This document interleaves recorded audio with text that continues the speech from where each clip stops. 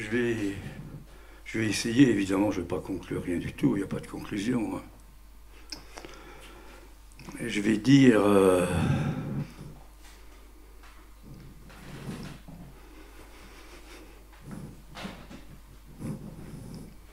je vais essayer de dire quelque chose de la chose. Pour autant que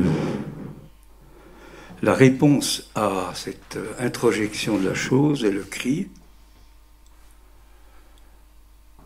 pour nous, psychanalystes, hein, pas pour la médecine, je suis médecin, je sais ce que c'est que tout ce qui tourne autour du cri, donc je laisse le champ médical là où il est, avec toutes les représentations qu'il comporte, le fait que du cri, tout ça, là, l'air qui arrive dans les alvéoles pulmonaires, etc., inspiration, expiration, tout ça. Bon, c'est important. Hein. C'est important, ça fait partie de l'organisme. L'organisme, ça se termine par isme, c'est un système. C'est un système qu'on peut changer des parties, on peut faire toutes sortes de choses. C'est ce qu'on appelle habituellement le corps. Et la science a développé des progrès sur l'organisme, sur le corps. Hein. Le corps, on va dire la partie animale du corps de l'être parlant. On pourrait dire la partie naturelle. Voilà, naturelle. Seulement voilà. Si nous ne sommes pas qu'un organisme, c'est parce que nous avons été parlés bien avant notre conception. Voilà, comme ça. Alors tout ce que je vais dire, évidemment, c'est des hypothèses. Hypothésis, en grec, hypokeimenon, le sujet, subjectum, en latin, c'est pareil, d'où sujet. C'est-à-dire, ça veut dire quoi? Ça veut dire qu'on est toujours dans l'après-coup de quelque chose. Ou alors, on reste au niveau des représentations. Comme dit Lacan, imbécile, dans la troisième. Ça ne veut pas dire qu'elles sont bêtes, hein. Ça veut dire que ça nous permet de penser, tiens, penser, voilà. Alors j'ai rien contre, mais enfin bon.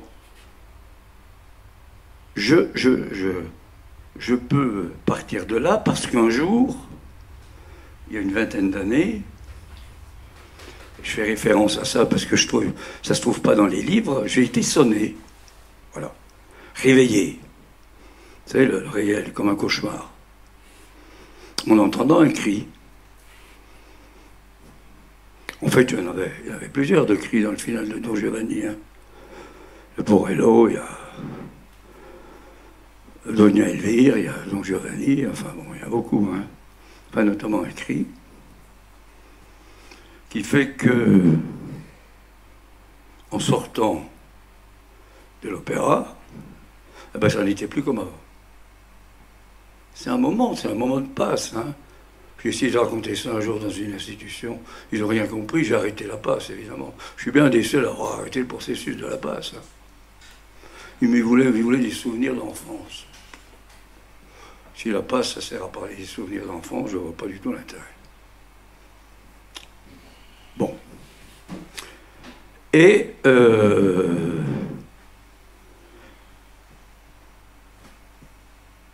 l'éveil, le réveil, le cauchemar, tout ça, on sait que c'est parce que on s'approche de quelque chose qui nous détermine. On ne s'approche pas du réel, c'est le réel qui nous détermine. Hein. Quelque chose d'insaisissable. Et le réel, évidemment, il rentre dans, notamment. Je faisais écho tout à l'heure à ce que disait Jean-Sébastien, ce vide. Il rentre dans le corps d'emblée. Hein, on pourrait dire que c'est une incorporation. On ne peut pas dire symbolique, ça rentre comme ça. Ça rentre, voilà. Dès que le cordon est coupé, ça rentre. Voilà.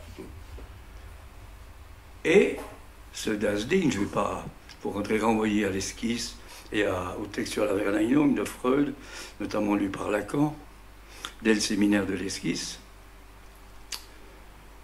ça met en place quelque chose. J'insiste bien, tout ce que je dis, c'est des suppositions. Hein. Je ne peux pas le prouver. C'est pour ça que la science va pouvoir dire, la psychanalyse, ben, ça ne vaut rien du tout. Hein. Et le psychanalyste répond, bien sûr, ça ne vaut rien du tout, parce que c'est irréfutable. C'est-à-dire, c'est pas prouvable.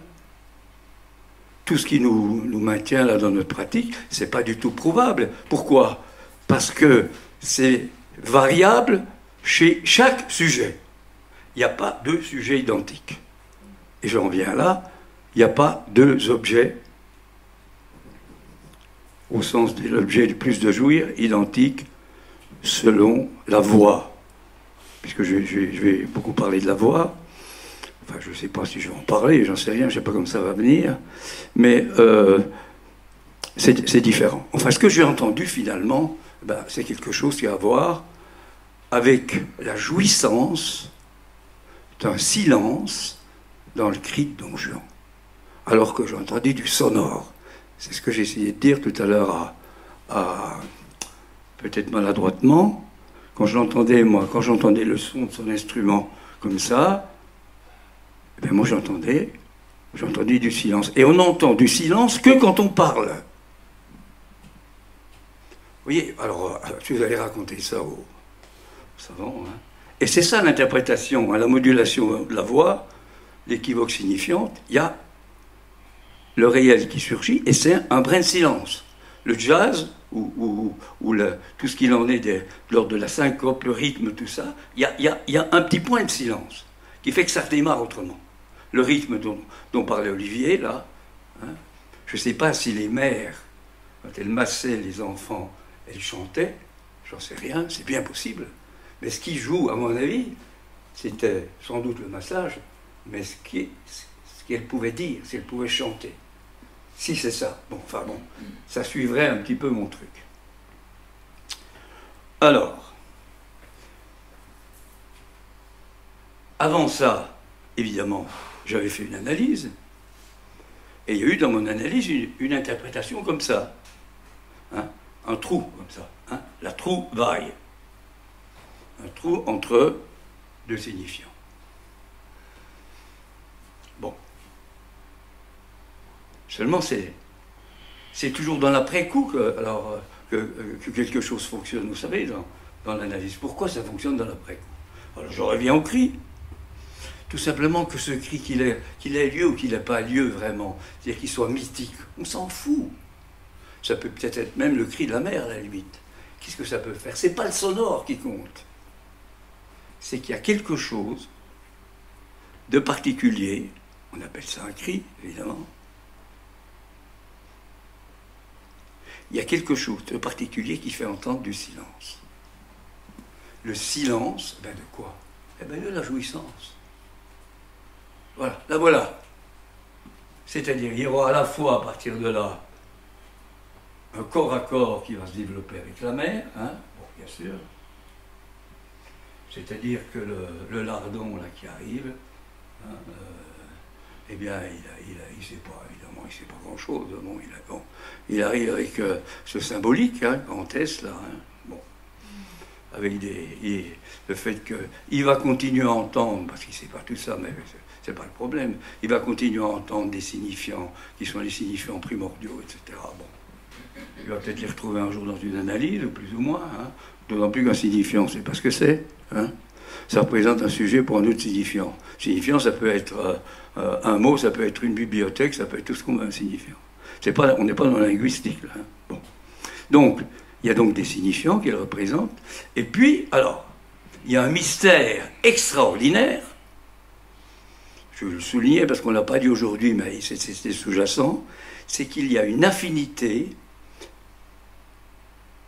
énigmatique entre le langage et cet organisme, c'est-à-dire ce corps vivant qui, lui, présente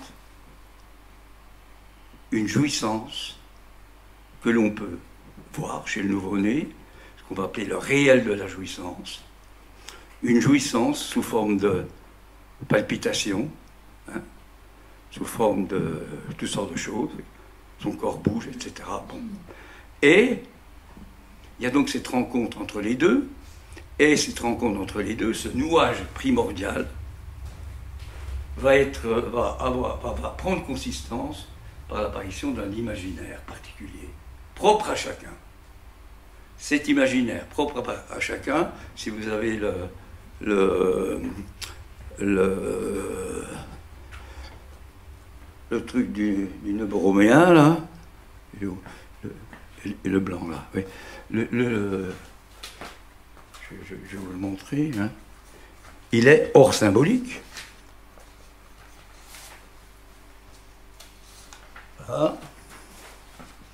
Voilà, le corps là, le symbolique il est là, le réel il est là. Vous voyez que le corps c'est un imaginaire très particulier, hein, qui vient nouer par le biais de l'objet petit a les deux autres. C'est pareil, c'est des écritures, il ne faut pas vouloir y faire valeur plus que ça. Bon, donc la vie commence comme ça. La vie, c'est ça. Mais on ne sait pas ce que c'est non plus la vie. Et tout ça, ça disparaît au moment où la vie s'en va. C'est-à-dire on meurt.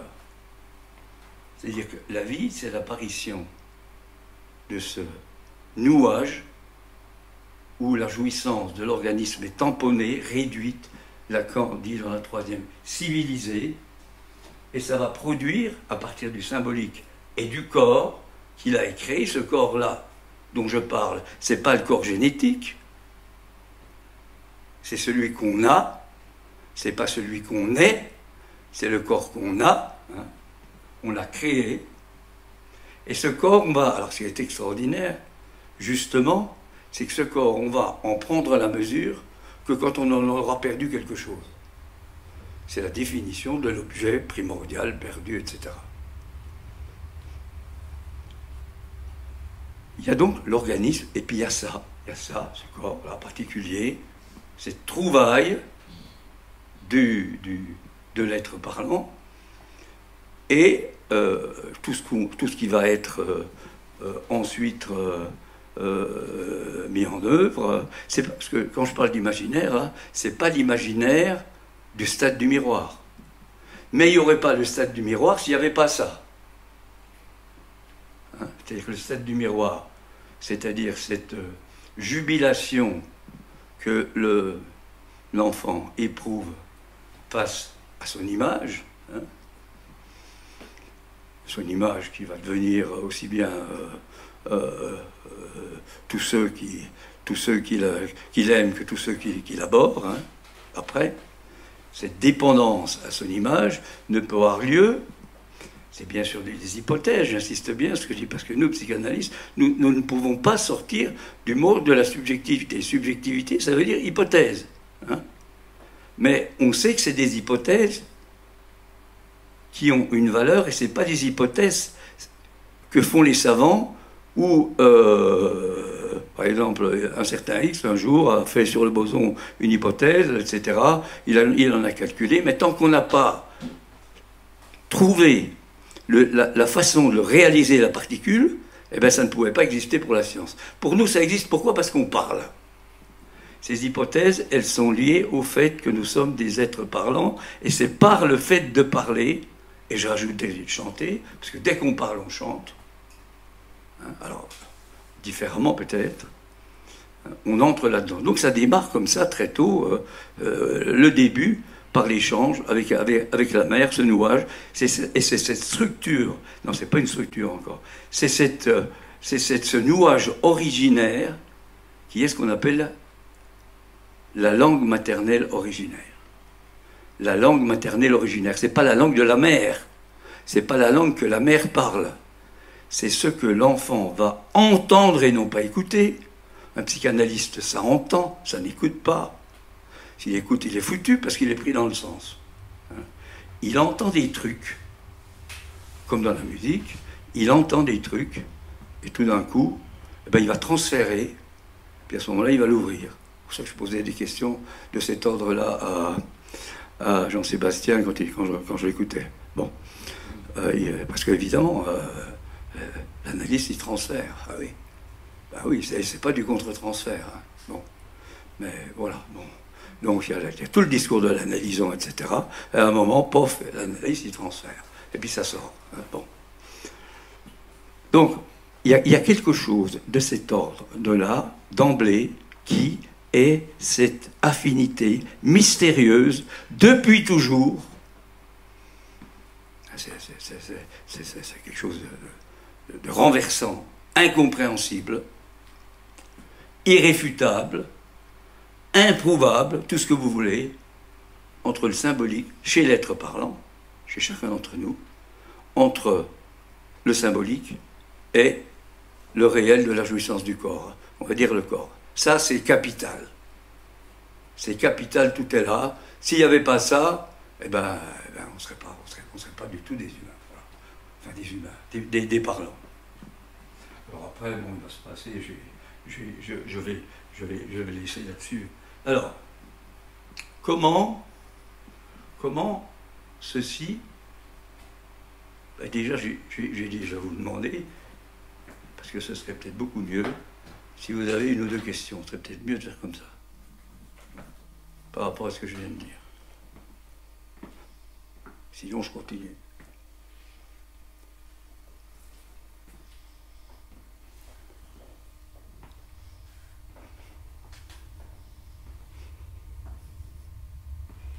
Alors, je continue.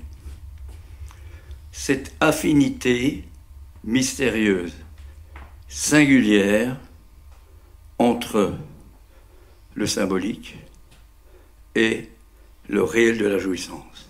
Tout ceci trouve en consistance par un imaginaire, propre à chacun. Propre à chacun. Et c'est ça qui va donner ce corps de jouissance. Bon. Et c'est une trouvaille, parce que c'est quelque chose que l'on acquiert soi-même. La science, elle va nous considérer comme étant un corps. Il suffit si vous êtes malade, vous allez voir un peu comment ça marche. Vous êtes ceci, examen, tout ça, etc. Bon, il faut le faire. Je ne discute pas du tout, d'autant plus que je suis médecin, l'importance de tout ça, mais c'est pour bien différencier les deux choses. Alors, à partir de là, évidemment, se pose la question de comment entrer en relation avec autrui. Alors, je vous ai dit un mot, l'image spéculaire, etc. Bon, on aime quelqu'un parce qu'on s'aime à travers lui, etc. Bon. Ou on le déteste parce que c'est une autre façon de l'aimer, d'une certaine manière. Bon. Il y a donc des choses qui vont se développer, et puis par rapport à ça, il y a quelque chose qui va apparaître assez rapidement aussi, c'est la sexuation. Le fait d'être... alors, c'est pas la sexuation au sens de la génétique. C'est la sexuation au sens du langage. Puisque tout ce que je suis en train de vous expliquer, de vous dire, c'est que ce corps de jouissance, c'est quelque chose, ça vient de cette chose, ce das Ding, ce dingue-là, ça vient du langage. C'est pas du tout comme... puisqu'en allemand, il y a deux mots, il y a die Sache, qui veut dire la chose, et puis il y a das Ding, qui veut dire la chose. Mais c'est pas... Die Sache, c'est la chose commune, c'est la chose, n'importe quoi, politique, la chose habituelle, quoi. Celle qu'on peut, alors on va dire, celle pour laquelle il est possible d'avoir une représentation, quelle qu'elle soit. La chose qui s'échange. Das Ding, c'est ce que Lacan, lisant Freud, va dire, c'est le secret du principe de réalité. Le principe de plaisir, c'est l'homéostase, c'est la chaîne signifiante, qui est chargée, comme je viens de vous le dire, d'amortir un peu les excitations. Mais il y a un morceau de réalité tout à fait particulier, qui s'appelle, que Freud a nommé das Ding, que Lacan reprend, et qui est donc ce morceau choisi de réalité qui est irreprésentable et qui va, alors justement, pouvoir être civilisé, pas tout, vous savez les formules de la sexuation, pas tout, en partie, et de cette civilisation qui, en fait c'est la pulsion de mort, ça. C'est mortifié. C'est la pulsion de mort, ça. Donc, oui, que la pulsion de mort, c'est pas du tout l'agressivité, tout ce qu'on veut. Enfin, pour nous, j'insiste bien, j'essaie de rapporter ça au langage et non pas aux représentations, tout ce qu'on voudra. Bon, j'ai rien contre, mais enfin, c'est pas ça qui m'intéresse. Il va donc y avoir, à partir de là, le fait que il va en résulter la production. C'est nous-mêmes qui faisons ça. Enfin, nous-mêmes. C'est l'être parlant, c'est pas les gènes. La production des objets pulsionnels dont Lacan va parler, après Freud, bien sûr, en insistant, et moi j'insiste beaucoup Lacan, parce que c'est son affinité, sur le regard notamment, et moi j'insiste beaucoup sur la voix. Compte tenu de ce que j'ai dit tout à l'heure qui me concerne, à un certain moment de ma trajectoire. Bon. Alors, je vais encore dire un mot là, oui, ça va encore, puis après on pourra parler si vous voulez. À partir de ce moment-là, la vie va se dérouler à partir de quelque chose qui se met en place, on va dire à partir de l'image spéculaire, ce qu'on appelle la structure du fantasme. C'est-à-dire l'articulation entre le sujet divisé et le petit a. Bon, alors tout ça, ça fait une fenêtre, comme on dit sur le réel, pour ne pas toucher justement au réel, notamment à Dasdig. C'est dangereux, on n'y va pas. Bon. Et puis en faisant une analyse, on va desserrer un peu tout ça, et puis progressivement, on va s'approcher un peu de ça. Bon. Alors quand on regarde un peu, puisque c'est la question aussi d'aujourd'hui, c'était de l'art, nous avons à prendre de la graine. Ce que je veux dire, c'est que ce n'est pas du tout le psychanalyste qui va comme ça changer l'art. Le psychanalyste, il peut apprendre effectivement quelque chose de l'art. C'est la rencontre du psychanalyste et de l'art, c'est pas la rencontre de l'art et de la psychanalyse. Contrairement à ce qu'ils ont annoncé là en grande pompe à propos de Lacan. Bon. Alors s'ils rencontrent effectivement ce que Lacan appelle le 9 mai 1974 dans les séminaires non du père, il ne parle pas de l'art, il parle de l'œuvre, des œuvres de l'art. Écoutez bien, Miller l'a bien mis, là, c'est pas grave. Si vous écoutez bien l'audio, vous allez entendre dans sa voix quelque chose de particulier. Il parle des œuvres de l'art. Vous voyez que c'est pas des œuvres d'art, parce que c'est un peu trop raccourci, ça conduit ailleurs. Bon. Donc, de l'art, nous avons à prendre de la graine, comme il dit, pour en faire autre chose. Alors, vous pouvez entendre chose, bien sûr, parce qu'il parle. Bon. Pour en faire autre chose,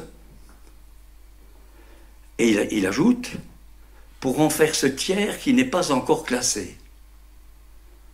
Le tiers qui n'est pas encore classé. Là, ça nous concerne, c'est pas encore classé. Mais attention, si les psychanalystes vont partout faire des trucs, machin, à droite à gauche, ça risquerait bien d'être classé. Mais enfin, pourquoi pas? Après tout, on arrivera toujours bien à se débrouiller. Enfin, on se débrouille pas trop mal en France. Bon. Ce tiers, pas encore classé, à côté de la science.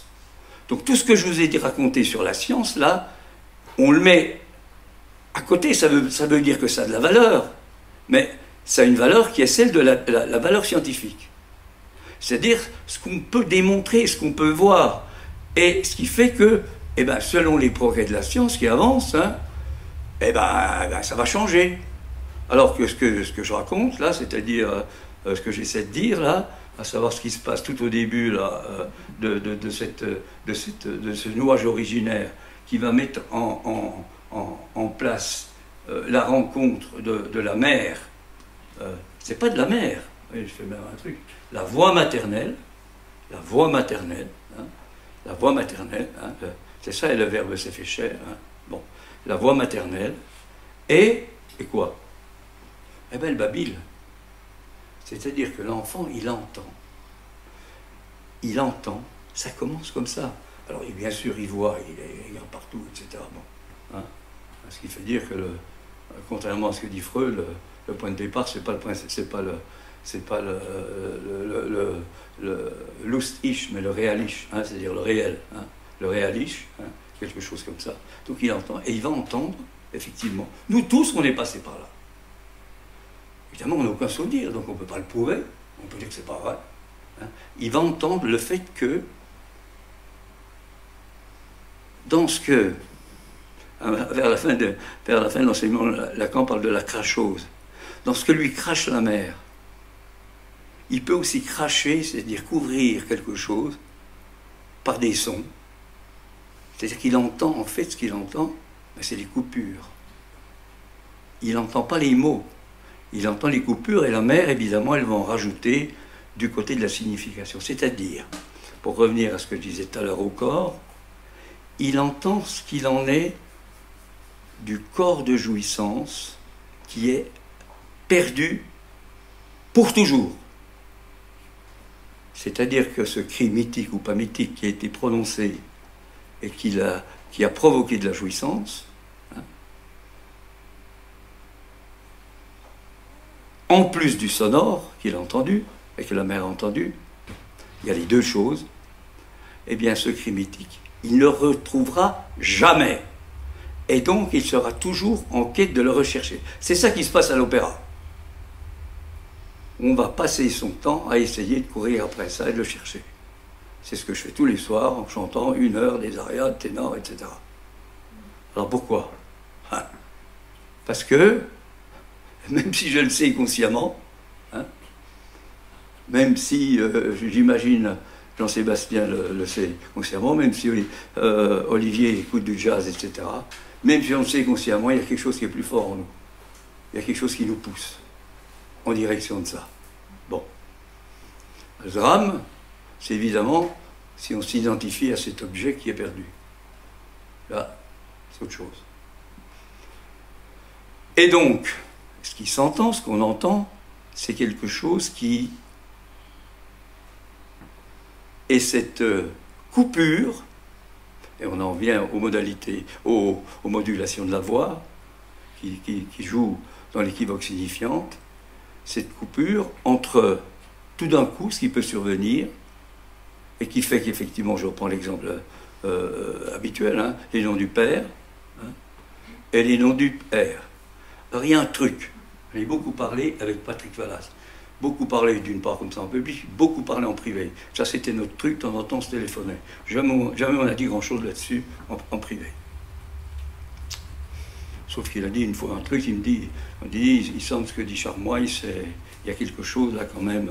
Pourquoi est-ce que j'appelle, pourquoi est-ce que j'écoute j'ai dit la Vallas? Pourquoi est-ce que j'écoute la Calas? Alors il a fait un jeu de mots, effectivement, là, la Calas par rapport à ça. Bon. Lacan, Vallas, la Vallas, la Calas, bon. C'est que, tu l'as dit Olivier à ta façon, les voix féminines, ça s'est repéré depuis au moins 2500 avant Jésus-Christ par un empereur chinois, les voix féminines ont quelque chose de particulier, pour ça on va les appeler les divas, hein, les divos ça n'existe pas, hein. Bon, ont quelque chose de particulier dans les aigus qui, alors on peut rappeler ça évidemment du côté du patou, hein, c'est ce qu'on voudra, bon, qui sont pas, oui, peut-être, sans doute, oui, bon, ça nous donne une idée, hein, ont quelque chose de singulier qui fait que si, quand on les entend, j'ai écouté spécialement Maria Callas parce que c'est connu, à un moment, dans l'aigu, le micro que j'ai, de toute façon il tombe, et moi je me casse la gueule. C'est-à-dire qu'à ce moment-là, il n'y a plus de son, il n'y a plus que ce fameux silence de la jouissance, le Das Ding qui est présent. Et on ne peut même pas applaudir, on ne peut rien dire, on ne peut rien faire. Et puis,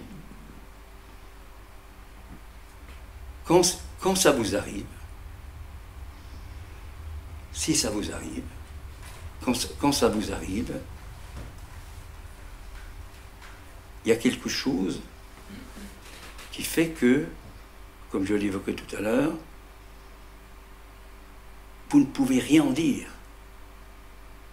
Sauf que, il importe quand même d'essayer d'en parler comme j'essaie de le faire. C'est irreprésentable. Et puis, ce que l'on entend, alors bien sûr, hein, on peut dire, bon, c'est un continuum comme ça, c'est un continuum, hein, bien sûr. On voit beaucoup ça avec Wagner, hein, notamment, hein, dans ce qu'il appelle la mélodie continue. Lui, il va changer l'opéra italien autrement. Hein. Puis après, bien sûr, avec Schoenberg, avec Berg, etc., avec tout ça, hein, avec en changeant les références de la tonalité. Hein. Mais il y a quelque chose qui est un continuum, et ce continuum, je suppose que c'est ce qui nous est, je dirais, le plus cher au sens du plus important et du plus exceptionnel lié à cette affinité du symbolique pour le langage, à savoir ce que Lacan va toucher du côté de la crachose. C'est-à-dire que la jouissance, en fait, elle est authentiquement silencieuse.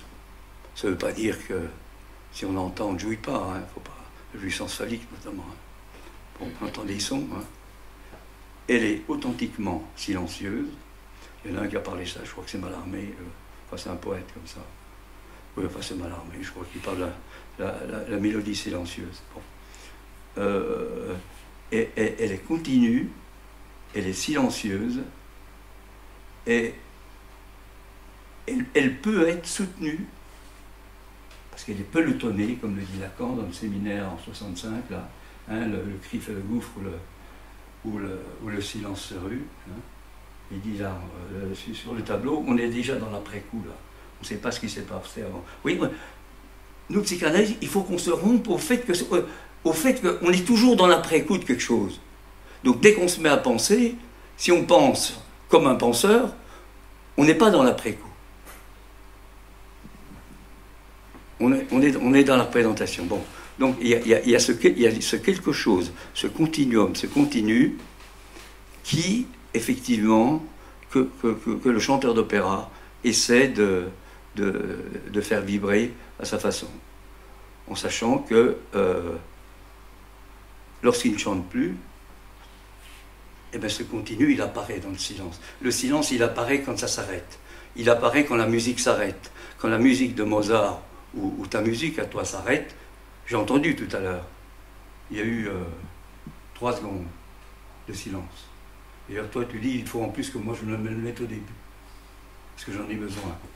Ça veut dire qu'on est dans un continuum de silence, de jouissance.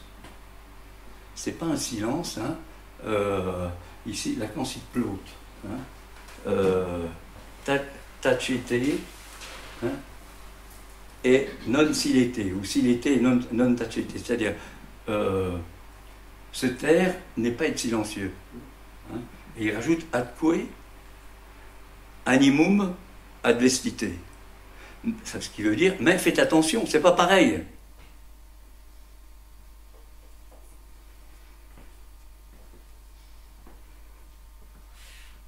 Et je crois que, alors, de plus en plus, je crois, je crois, ça croit, quoi, ça croit, comme le corbeau, quoi. Il me semble de plus en plus que, paradoxalement, c'est ce que j'ai essayé de dire tout à l'heure, là, il y a des moments, en chantant, mais c'est pas quand on attaque. Il y a un moment particulier. Alors, est-ce que c'est avant la Blue Note de Chopin, c'est-à-dire quand on monte, un effet d'avant-coup, comme disait Alain Didier Veil, ou est-ce que c'est dans l'après-coup? Je m'en fous complètement. Il y a un moment, je dirais pour moi presque chaque fois, mais je ne sais pas, imprévisible, où il y a quelque chose on va dire de nouveau. il y a quelque chose, je ne veux pas dire de nouveau, puisque tu disais que c'était le nouveau, c'est quelque chose d'inattendu qui survient. Il y a quelque chose d'inattendu qui survient, et c'est comme, alors c'est pas comme l'interprétation. Hein, tu dois le sentir, toi, peut-être au niveau de tes doigts, je ne sais pas où. C'est ça que je veux que tu me dises. Tu le sens dans ton corps, hein? Bon, parce que moi je le sens par là. Et ça traverse. Hein? Et après, effectivement, il y a quelque chose qui est plus comme avant. Alors, bien sûr, après, ça se remet en route. Hein? Alors, est-ce que c'est ça aussi qui est en jeu dans le jazz? Je voudrais ton avis. Alors, je m'arrête maintenant, c'est vous qui parlez. Dans le jazz en totalité, je ne sais pas, mais dans ces passages où le sujet qui joue se jette devant un vide, qui construit sous ses pas, oui, c'est ça. C'est ça. Ouais. Et c'est ça qu'il fallait retrouver pour des gens comme Coltrane ou Albert Heller, mais moi, la liberté des droits civiques, elle tenait évidemment, c'est autre chose. Liberté de pouvoir être en face d'un rien dont il fabrique l'après-coup. Moi, il me semble, moi je ne connais pas le jazz, parce que je n'ai pas été comme toi initié à ça, je suis rentré dans autre chose, quoi. Mais il me semble que dans le rythme, le rythme c'est une syncope. Pas toujours. Pas toujours. Dans le free jazz, c'est pas... J'ai l'impression que c'est comme le danseur, tout d'un coup, il y a un truc. Il y a un silence, il y a un truc qui fait que... Non, juste, mais enfin, il y a des disques sans batterie, il n'y en a pas beaucoup. et s'il y a une syncope, ça veut dire qu'il y a du continu. Il ne peut pas y avoir... Tu comprends, c'est paradoxal. Il ne peut pas y avoir de syncope sans qu'il y ait un continuum derrière. Oui. Le continuum qui nous échappe habituellement, quoi, évidemment. Parce que ce que j'entends de ce qui est dit, c'est que quand on est sur le point d'atteindre la chose, le cri originaire ou Ouais. autre chose, là, ça s'arrête. C'est l'inatteignable, on ne peut pas l'atteindre. Donc on peut s'en approcher, Oui. mais si on s'en approche trop, ça s'arrête. Le silence en musique, pareil. La voix coupée. Mais ce que j'essaie de dire, c'est que pour moi c'est ça le corps. Hein. C'est ça que j'ai essayé de dire, parce que bon, le corps tel que on peut en parler, nous, à partir du langage, quoi. Je ne parle pas du corps anatomique ou psychologique ou tout ce qu'on voudra. Hein. Oui, bien sûr. Oui.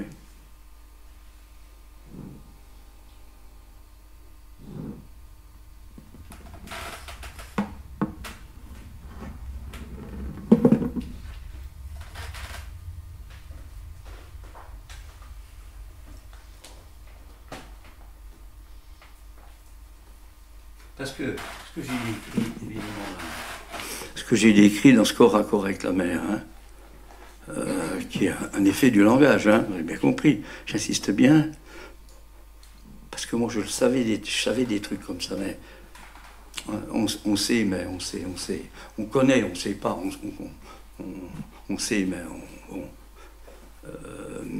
cette affinité singulière, propre à chacun, du symbolique pour le corps, ou du corps de l'être, de l'animal, le corps animal de l'être parlant. On ne sait pas dans quel sens. Enfin, de toute façon, il y a un truc.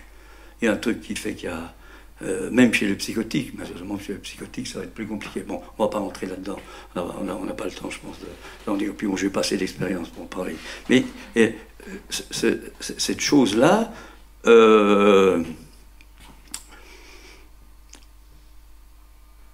est capitale, indispensable, mais il faudra s'en sortir.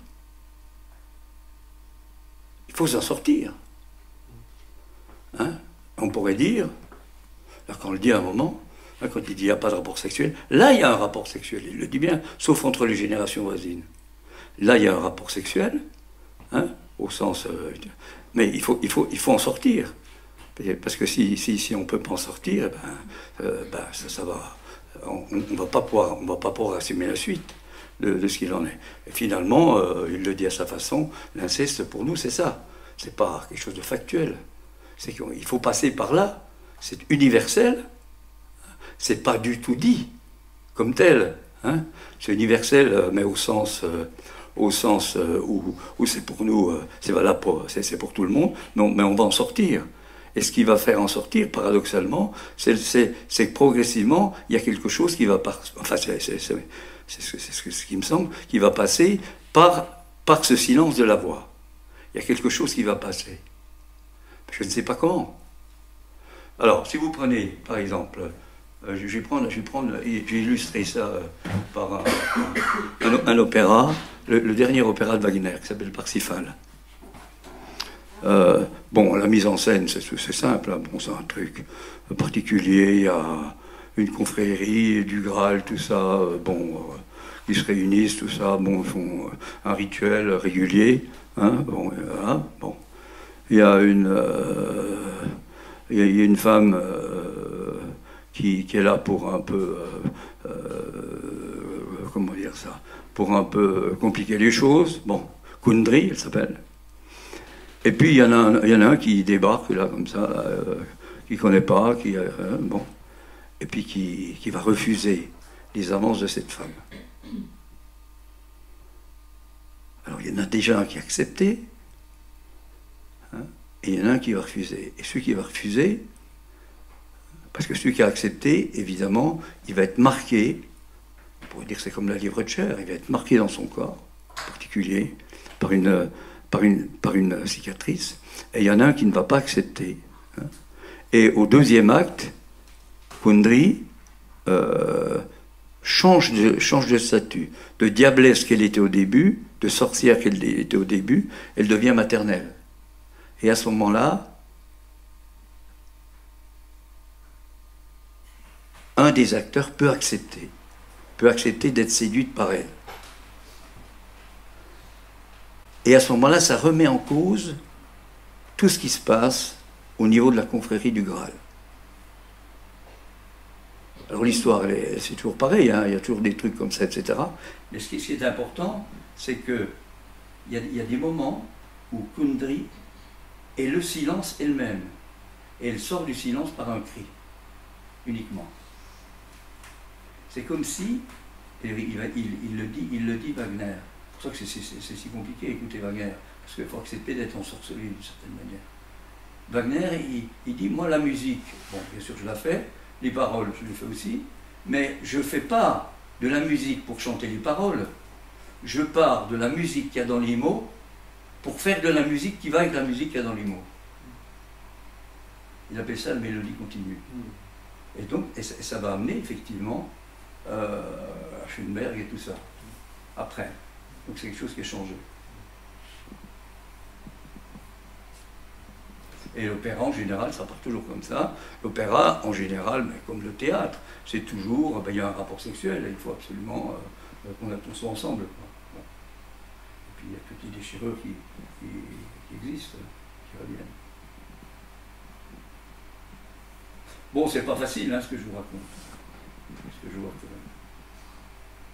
Ça pose question. Ça pose question. Hein. Bon, bah, s'il n'y a plus de questions, on s'arrête là-dessus. Merci d'être venu. Alors, il va y avoir une bande sonore.